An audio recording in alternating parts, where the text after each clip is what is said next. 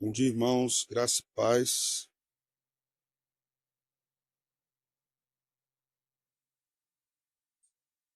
Vamos a Gênesis,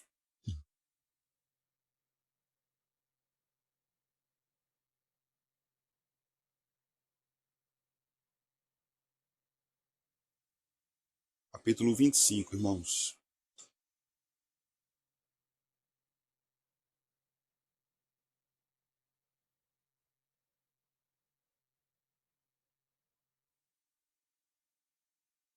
Nós leremos do versículo 1 ao versículo de número 11.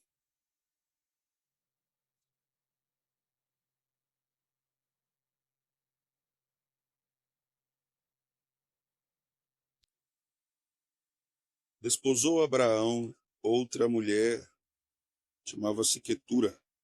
Ela lhe deu à luz a Zinrã, Joquezã, Medã, Midian, Isbaque e Suar. Joquezã gerou a Seba e a Dedã. Os filhos de Dedã foram Assurim, Letuzim e Leumim. Os filhos de Midian foram Efar, Éfer, Enoque, Abida e Elda.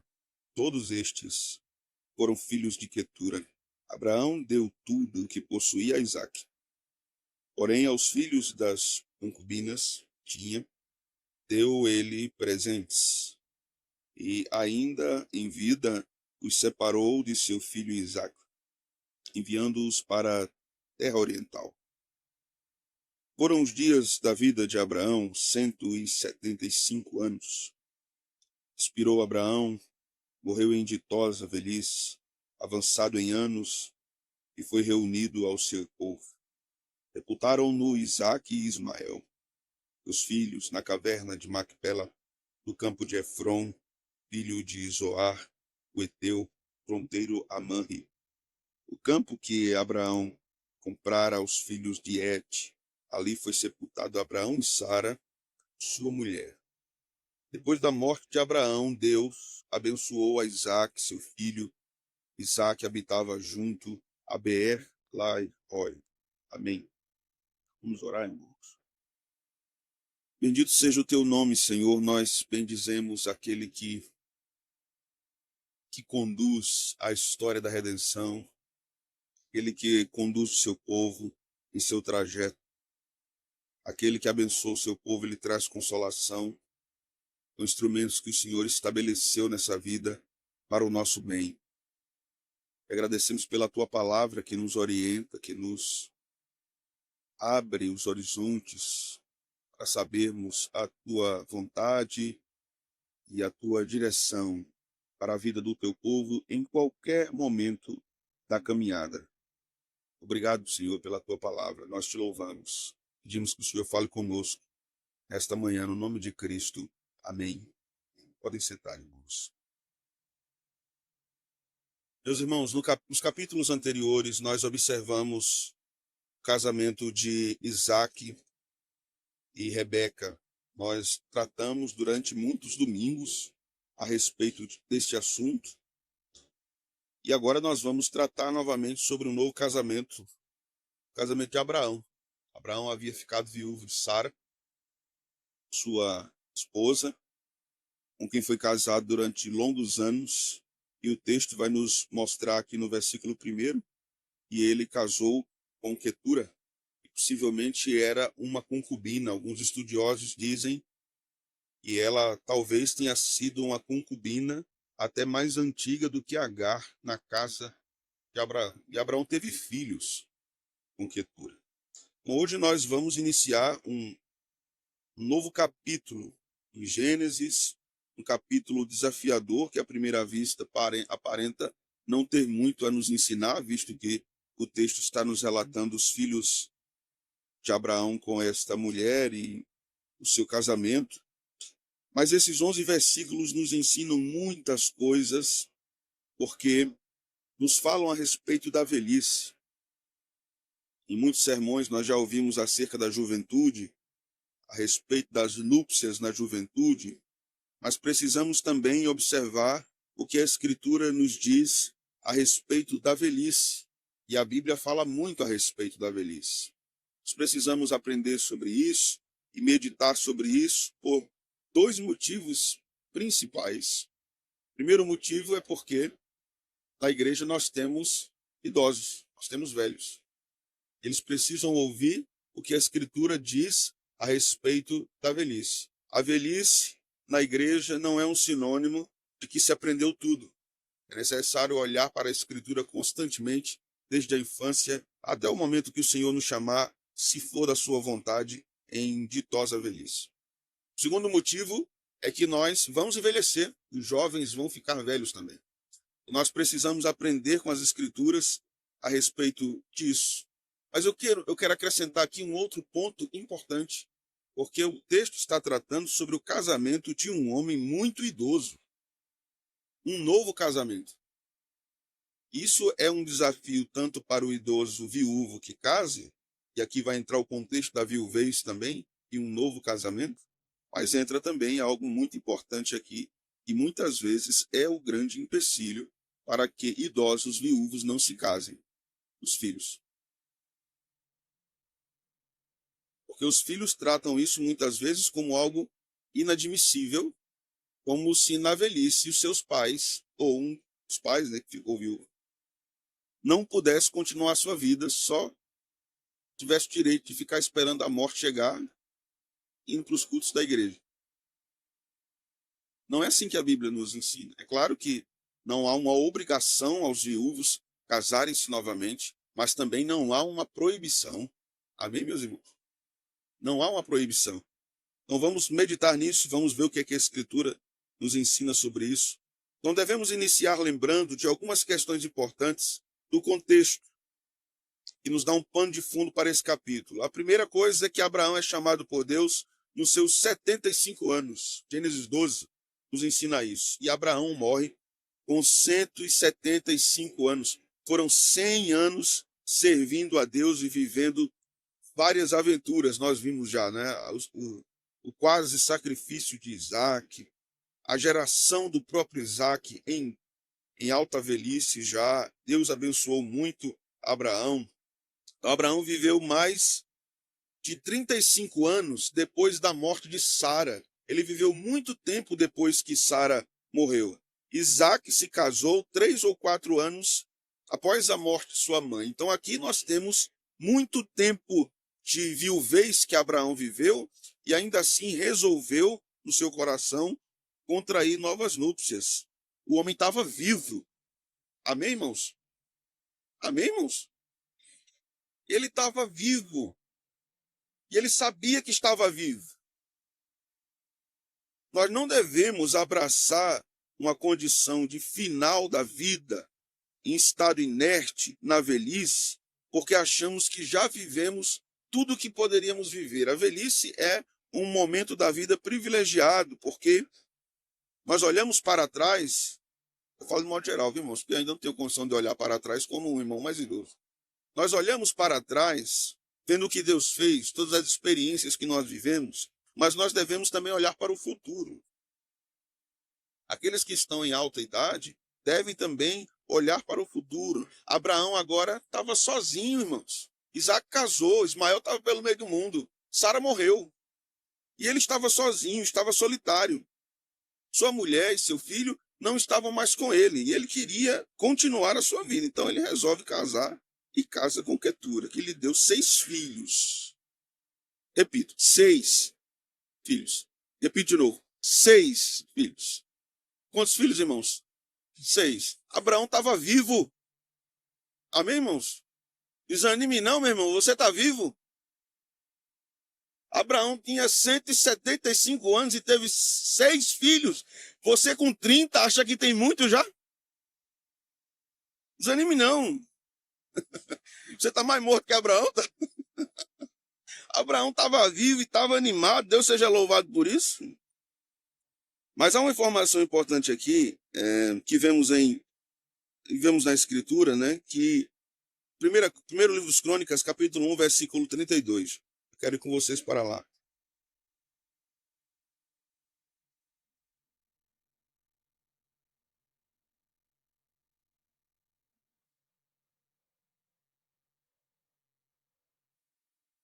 Porque este é o único versículo que nos traz luz, na verdade, o segundo que nos traz luz a respeito de onde Abraão arrumou a esposa, né? Ele foi buscar onde essa mulher, né? Para casar com ele. No versículo 32 do capítulo 1 do primeiro livro das Crônicas, diz o seguinte: quanto aos filhos de Quetura, o que é que diz agora? Concubina de Abraão. Então, aonde ele arrumou a nova esposa? Dentro de casa. Ele conhecia ela há muito tempo. Aí teve um dia que o olho brilhou. Ele olhou para Quetura e disse: mas rapaz, irmã, eu nunca vi você assim tão formosa. Será que você dá uma chance para esse jovem rapaz de 175 anos? E ela se engraçou por Abraão também e começaram a vida, né, irmãos? Embora Isaac estivesse vivo, estivesse casado, fosse o filho da promessa, embora Ismael também, Ismael era o filho mais velho, né, de fato, em termos históricos, né? Mas ele não entendeu que a sua vida havia parado e ele casou e teve filhos. Algumas coisas aqui que nós precisamos aprender. Nesses primeiros 6 versículos, né, que tratam da linhagem de Abraão com Quetura. A primeira coisa, meus irmãos, é que não há pecado ou vergonha alguma em casar-se novamente na velhice após a viuvez. Não há nenhum pecado nisso. Às vezes nós temos alguns tabus na igreja construídos em cima de sei lá o quê, de sei lá quando. Mas não há nenhuma regra, nenhuma lei da Escritura que diz que os idosos não podem contrair novo casamento. Muitas vezes eles são desencorajados pela igreja ou ficam envergonhados como a igreja os verá. Não vou me casar não, vão dizer que eu sou fogoso demais, eu já nessa idade. É conversa, Abraão tinha 175 anos. Eu já disse à minha mulher, se eu morrer, case, minha filha. Agora case com um melhor do que eu. É claro, irmãos, que os crentes têm liberdade de não casarem se assim quiserem, mas não há pecado algum em casar-se novamente. Lembremos que a Escritura diz que não é bom viver só. Não é bom viver só. Então, se temos dúvidas sobre isso, elas devem ser dissipadas hoje. Segunda aplicação aqui. Filhos não devem impedir seus pais de casarem-se. Amém? Você não tem autoridade de impedir seu pai, sua mãe de se casar. Se esse casamento é com uma pessoa temente a Deus, você deve apoiar, porque esse casamento será abençoado por Deus. Filhos não devem impedir ou prejudicar o casamento de seus pais. Vocês devem orar por seus pais, porque você vai viver sua vida. Se tiver uma oportunidade de emprego fora do país, talvez você vá. Seu pai e sua mãe fica só. Nós vemos mais do que nunca muitos idosos cristãos que quando ficam muito idosos, viúvos, os filhos colocam eles em casas de repouso e os deixam lá, porque não querem o trabalho de cuidar de um idoso. E por que você impede seu pai ou sua mãe de casar-se? Não faça isso. As coisas dessa vida são riquezas para nós. Casamento é riqueza para nós em qualquer momento da vida. Por isso, eu quero também fazer uma outra aplicação aqui pertinente. Aqueles que estão com 30 e não casaram, não desanime não. Abraão casou com 175. Amém, irmãos? Talvez falte um pouco, falte um pouco ainda alguns anos, mas não desanime não. Devemos ser gratos a Deus pelo que Ele tem nos dado. Devemos ser gratos a Deus, porque embora o casamento seja um tempo passageiro, porque na eternidade temos coisas mais excelentes e melhores e maiores, mas Deus nos dá isso para deleite nosso nessa vida, para termos companhia nessa vida, para dividirmos as tristezas e alegrias nessa vida. Devemos nos esforçar para entendermos isso. Uma outra coisa que nós aprendemos aqui, de modo interessante, no verso 6, diz o seguinte: porém aos filhos das concubinas que tinha, deu ele presentes, e ainda em vida os separou de seu filho Isaque, enviando-os para a terra oriental. Observamos aqui que Abraão se preocupou como seus filhos ficariam depois de sua morte. Quando a gente fala de presente aqui, não é uma lembrancinha não, viu? Olha, filho, vem cá. Esse relógio velho que eu tenho aqui, meu pai me deu. Tome. Não era isso não, viu?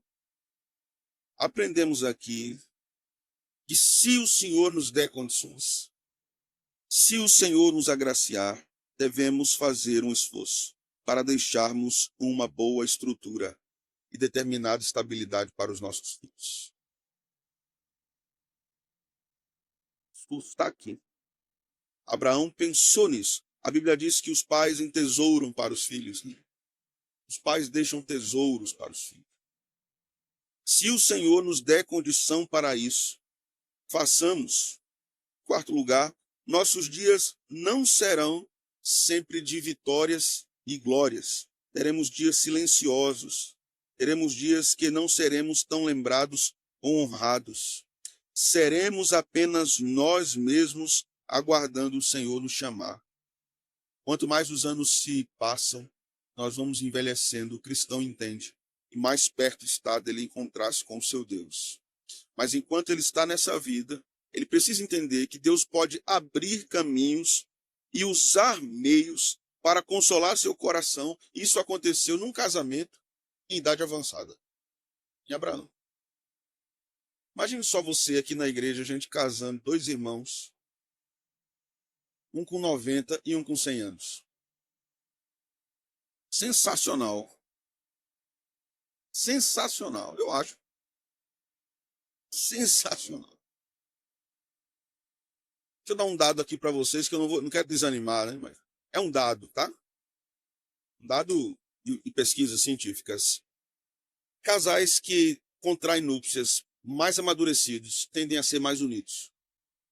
Sabia disso? Por causa da experiência que eles já carregam na vida. Casais que casam-se muito jovens e devem casar jovens tendem a brigar muito porque são inexperientes e egoístas. Então, um casamento de pessoas amadurecidas é uma bênção. Nós devemos louvar a Deus por isso e celebrar a Deus por isso. Não sejamos prisioneiros da solidão, caso não seja isso que o Senhor tenha determinado para nós. Não sejamos prisioneiros do passado, porque a vida continua. Enquanto estivermos respirando aqui, a vida continua. O Salmo 90 nos diz que devemos contar os nossos dias para que alcancemos corações sábios. A segunda parte do texto vai nos falar sobre o nascimento dessas crianças e a alegria disso. Alguns hoje em dia dizem assim, mas eu vou ter filho nessa idade, meu filho vai nascer e vai me chamar de vô. Abraão não estava preocupado com isso, não. Abraão não estava preocupado com isso. Né? Os filhos de Abraão, com Quetura, tinham idade aproximada aos filhos dos seus filhos mais velhos. E o que é que tem? E o que é que tem? A grande pergunta não é se vamos encontrar a morte um dia. Nós vamos encontrar. Nós vamos viver uma vida inteira aqui, devemos viver essa vida inteira com Deus e em obediência ao Salvador. A Bíblia diz que Abraão foi reunido com seu povo. Veja, no versículo de número 7. Foram os dias da vida de Abraão, 175 anos. Verso 8. O que é que diz?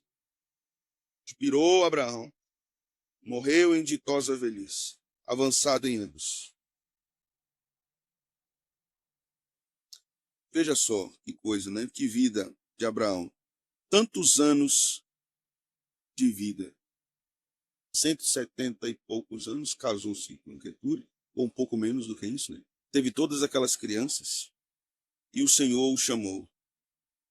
Todos nós seremos reunidos ao nosso povo. Todos nós. Se éramos ímpios, homens e mulheres, filhos da desobediência, seremos reunidos aos ímpios no inferno. Se somos servos de Deus, seremos reunidos ao nosso povo na glória para sempre. Seremos chamados por Deus em determinado momento. A Bíblia está nos ensinando aqui também sobre o momento da morte. Não é presságio. Mas sermões como esse são importantes, porque eu não sei se amanhã eu estarei com todos vocês, ou vocês estarão comigo. Uma das funções de um ministro é preparar o seu rebanho para morrer. Você sabia disso? Para encontrar-se com o seu Senhor. Como está a sua vida, meu irmão, irmã? Como está a sua caminhada com seu Deus? Esses versículos nos ensinam que, embora a tristeza seja um fato real que envolve o luto,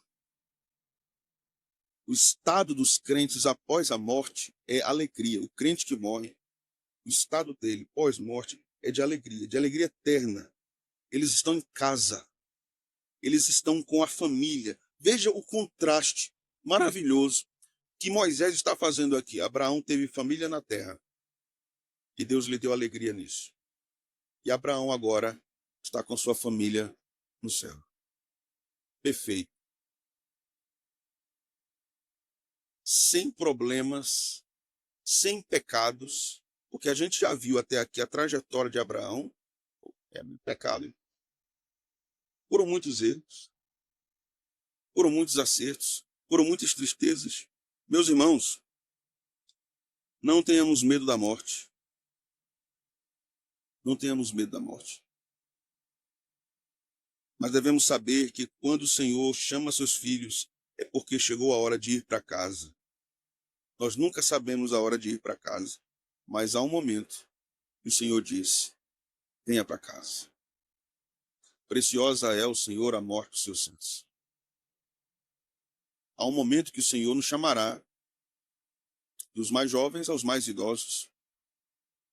Nós celebramos e celebraremos muitos nascimentos, mas nós também viveremos no seio da igreja muitos falecimentos. E você tem que dizer amém por isso também. Dr. Martin Lloyd Jones, um pregador, um grande pregador do século XX, pastor congregacional, pastor de uma capela de Westminster, adoeceu gravemente. E então um pastor amigo foi à sua casa para orar por ele, para que o Senhor o curasse. Reverendo Lloyd Jones disse: meu irmão, não ore por isso. Não ore por isso. Não ore para que eu seja afastado do meu Senhor mais tempo. Meu tempo está chegando.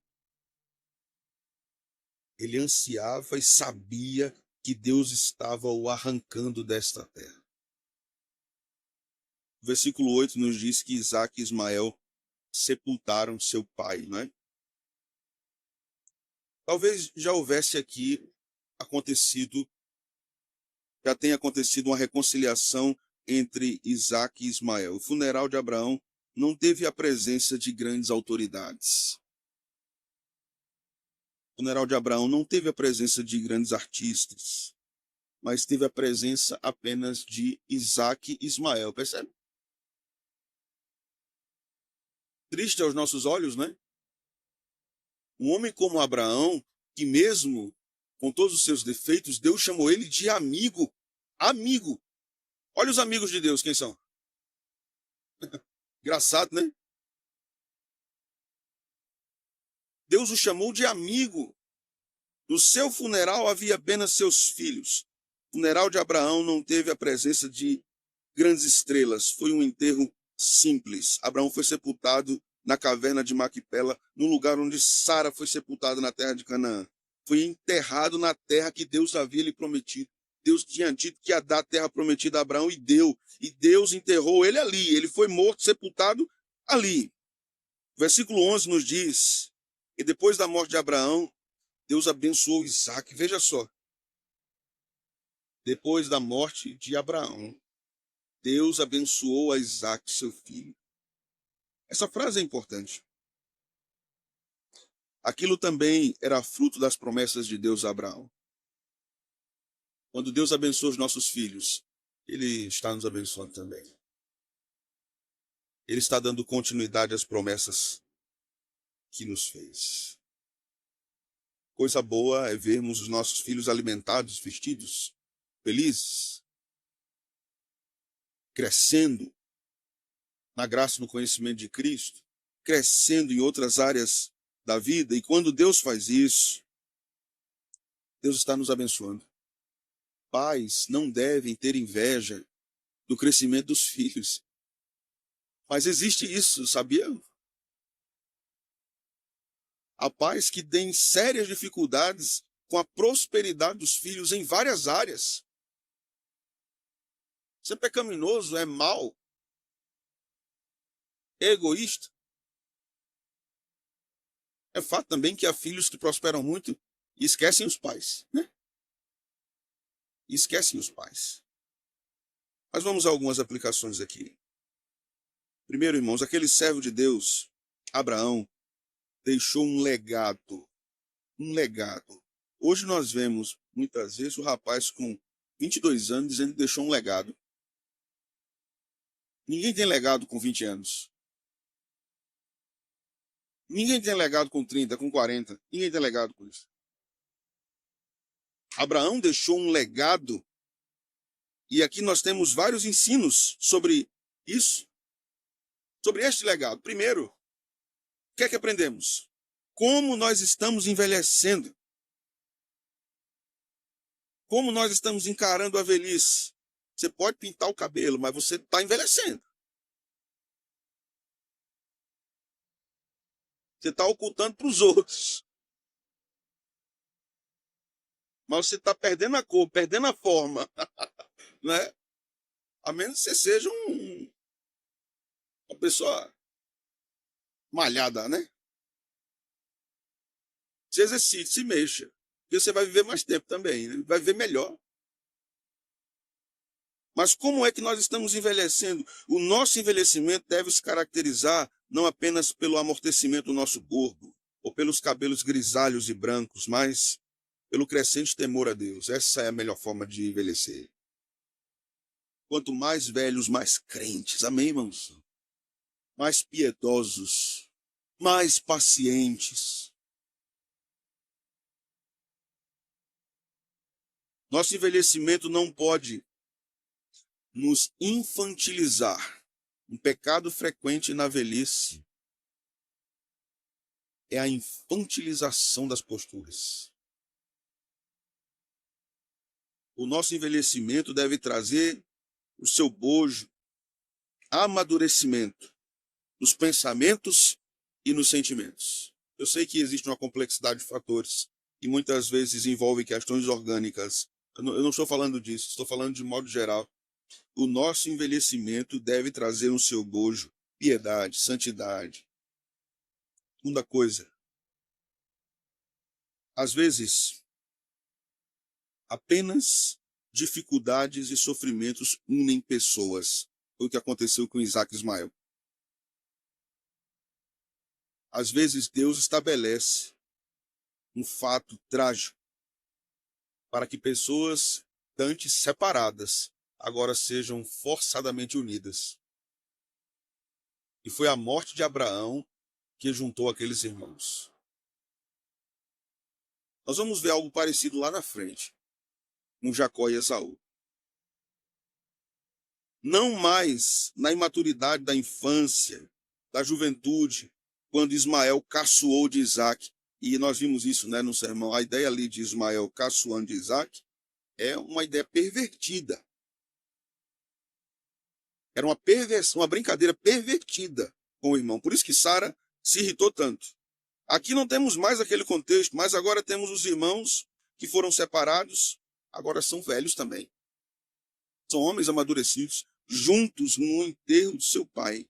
A dor deve nos tornar mais humanos, mais humildes, mais solidários. O que nos torna mais solidários do que o luto, irmãos? Já viu alguma coisa que nos torna mais solidários às pessoas do que o luto?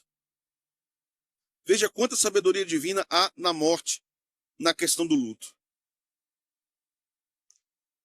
No luto nós abraçamos inimigos, nós dizemos meus sentimentos, que o Senhor console vocês.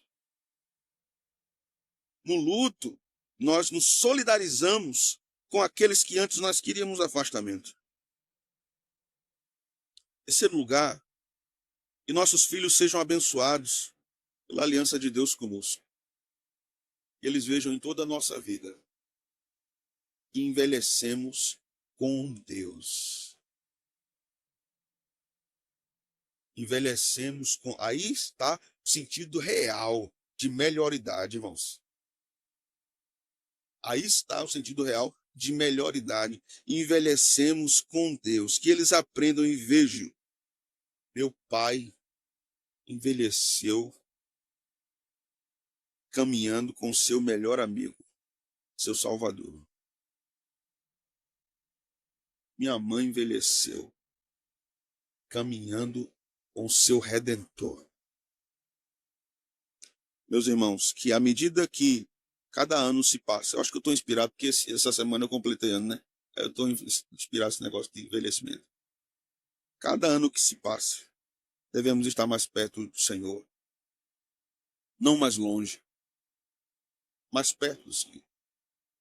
E quem está ao nosso redor deve ver isso, que eles vejam em nós isso e tenham o desejo de agradar o mesmo Senhor a quem nós estamos agradando. Que os anos não se passem e fiquemos mais chatos, mais ranzinzas, mais ímpios, mais incrédulos. Que os anos se passem e fiquemos mais tementes, mais prudentes, mais sábios, porque a velhice na Escritura, ela é comparada à vida sábia, não é um sinônimo, mas ela deve ser sábia. Um texto como esse está na Revelação, irmãos, para nos quebrantar e nos ensinar a termos uma vida humilde, principalmente no processo de envelhecimento, porque o curso natural do envelhecimento deve nos humilhar e nos deixar humildes. Porque o que é que diz a Bíblia? E o homem volte ao pó. Por isso que à medida que os anos vão passando, nós vamos nos inclinando mais e mais e mais, né? Nós vamos perdendo estatura. Coitado de mim. Vou ficar do tamanho de Miguel quando tiver 90 anos. Nós vamos voltando ao pó num processo natural, entende? Isso deve nos tornar mais humildes. E todos nós entendamos isso. Seremos visitados pela morte. A menos que o Senhor volte. A menos que o Senhor volte antes.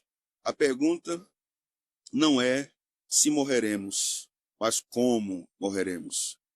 A pergunta não é se envelheceremos, mas como envelheceremos. Não deixemos apenas coisas, mas deixemos uma história de amor a Deus e de uma caminhada com Ele para os que ficarem.